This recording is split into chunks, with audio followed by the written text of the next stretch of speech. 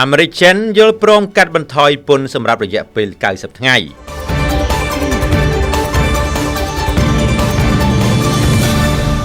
អាមេរិកនិងចិនបានយល់ព្រមកាត់បន្ថយពន្ធនាំចូលជាបណ្ដោះអាសន្នរវាងគ្នាទៅវិញទៅមក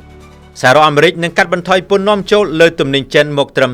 30% ខណៈដែលចិននឹងអាចកាត់បន្ថយពន្ធនាំចូលលើទំនិញរបស់អាមេរិកមកត្រឹម 10% នេះត្រូវបានចាត់ទុកថាជាការបន្ធូរបន្ថយភាពតានតឹងពីសង្គ្រាមពាណិជ្ជកម្មរវាងមហាអំណាចទាំងពីរដែលបានបង្កភាពចលាចលជុំវិញពិភពលោកថ្ងៃទី 12 ខែឧសភាឆ្នាំ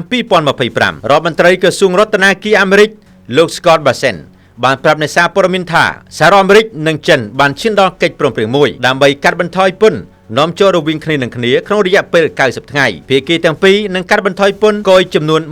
115% ដែលមានន័យថាអាមេរិកនឹងកាត់បន្ថយពន្ធនាំចូលលើទំនិញចិនពី 145% មក 30% ខណៈដែលចិននឹងប្រមូលពន្ធលើទំនិញអាមេរិក 10% ដែលពីមុន 125% សេចក្តីថ្លែងការណ៍រួមរបស់ភាគីទាំងពីរក៏បានបញ្ជាក់ផងដែរថា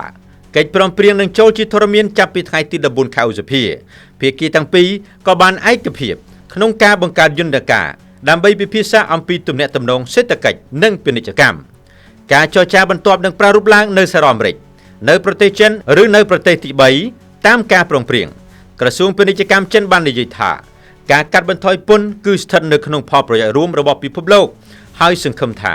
សហរដ្ឋអាមេរិកនឹងបន្តកិច្ចសហប្រតិបត្តិការពាណិជ្ជកម្មជាមួយប្រទេសចិនចំណាត់ការនេះកើតឡើងបន្ទាប់ពីគណៈប្រតិភូអាមេរិកនិងចិនបានជួបជុំគ្នានៅទីក្រុងហ្សឺណែវប្រទេសស្វីស